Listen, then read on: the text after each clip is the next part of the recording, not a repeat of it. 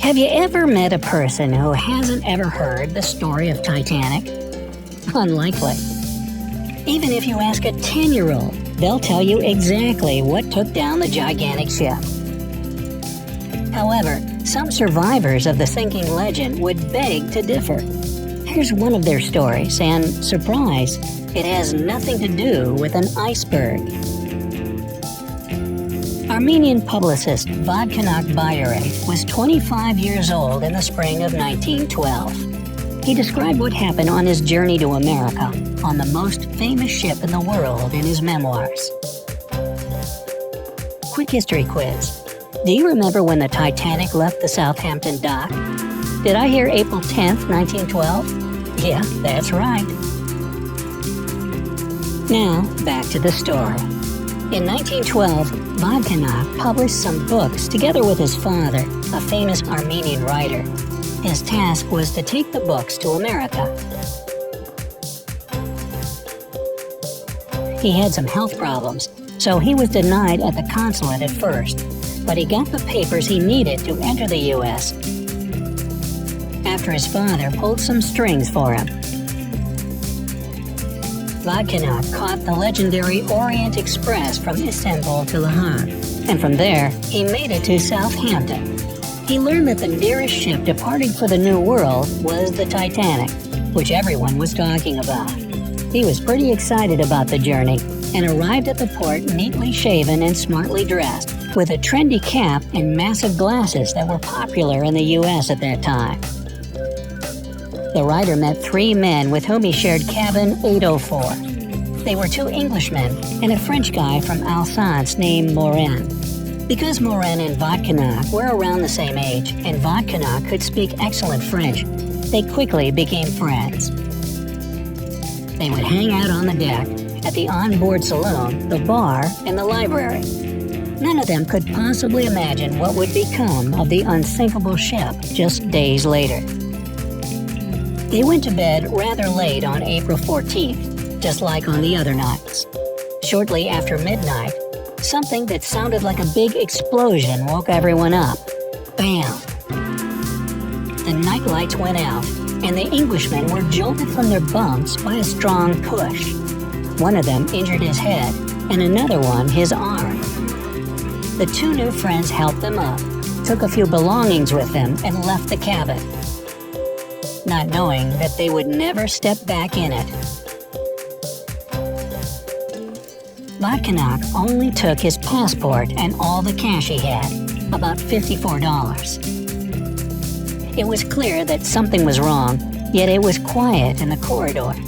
The young men tried to find out what was going on. None of the crew members wanted to say anything, but a few minutes later, it was impossible to deny that the Titanic was going underwater. Vodkanak noticed the sailors were getting the lifeboats out and commanded they were only for women and kids. Some men tried to sneak in anyway, but gunshots were fired off to prevent them from doing so. Vodkanak and Morin looked at each other, understanding they had 2 choices: stay on the sinking ship and say goodbye to their futures, or at least try to save themselves by jumping in the water. Both wanted to live, and both knew they could swim well, so the choice was obvious. Morin managed to get them 2 life vests. Vodkanak put his passport and money in a little bag and tied it around his neck.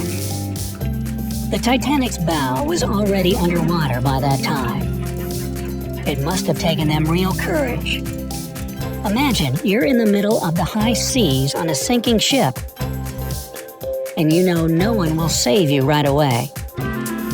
A lot of people in this situation wouldn't have dared to take it to the open water. So Vodkanak and Morin jumped and got instantly separated by a sudden wave. It only made things worse, because braving this catastrophe with a friend was one thing, but doing it alone was way scarier. The water in the North Atlantic that night was just below freezing, at a scary 28 degrees Fahrenheit. The young rider felt his arms and legs go numb, and he was understandably getting weaker and weaker every second. He lost the life vest, and now his only hope for survival was a lifeboat. He was about to faint, and it wasn't getting any warmer in the water. Just then, he bumped into something. It was a lifeboat. But if you're hoping for a happy end at this point, I'll have to disappoint you. The boat was so overcrowded, they pushed the young man with a paddle when he tried to stick to the boat. He begged for help, but they refused to show mercy. Their logic was simple. One extra man in that boat could have made it sink, and no one in it would have had a chance for survival. He had to let go of the boat, and what happened after is a miracle. Vodkanak woke up alive on board another ship. That ship was the Carpathia, and it was en route to New York with lucky survivors on board. The writer had a terrible headache, and he saw double. But what mattered most is that he escaped from the freezing ocean. How did he do it? He couldn't remember anything. The next evening, the ship made it to New York. Without his passport and money, which he must have lost at some point during the rescue, Vodkanak was taken to the hospital. 12 days later, a woman came into the room, and all she could say through tears was, "Oh, my dear boy." She turned out to be the person who saved Vodkanak. Mrs. Astor was in her 50s, and she told the young man the lifeboat he tried to get into didn't actually leave without him. Mrs. Astor told the sailors that the young man was her son, and she wouldn't let them go without him, since she'd already lost her husband on the Titanic.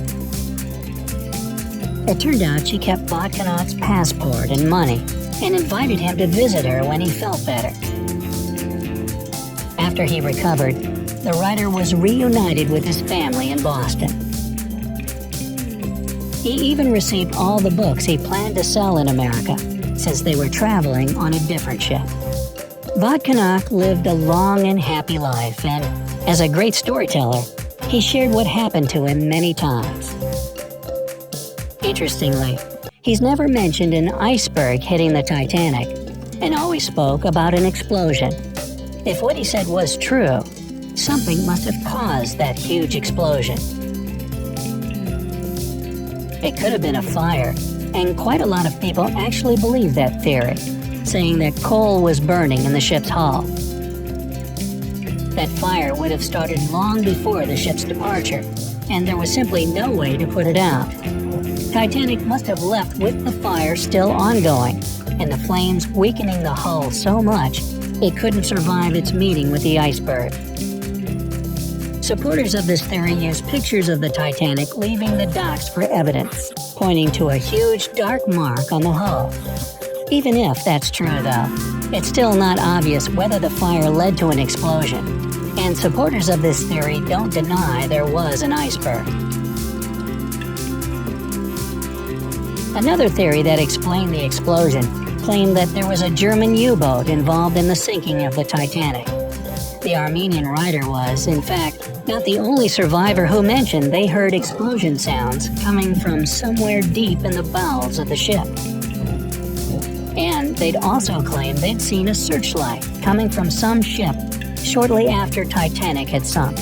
It wasn't a vessel hurrying to the rescue, so it could have actually been a submarine that surfaced to see what it had done to the legendary ship. This theory is highly unlikely, though, for several reasons. First of all, as you know, the Titanic sank in 1912, which was still a time of peace. No country in the world would dare to kill thousands of people and provoke other countries for no reason. Secondly, a U-boat from Europe couldn't have gone that far in those times, and it couldn't have been stationed in that region either. It simply wouldn't have survived there for a long time. Finally, hitting a target that's moving quickly at nighttime is still a challenge for submariners even today, and it was basically impossible in 1912. It's hard to tell what could have made a man who survived such a tragedy remember things that did or didn't happen. Let's hope that in the future, scientists will be able to explain all the mysteries surrounding the Titanic. So, do you believe an explosion might have killed Titanic and there was no iceberg at all? Let me know down in the comments. If you learned something new today, then give this video a like and share it with a friend.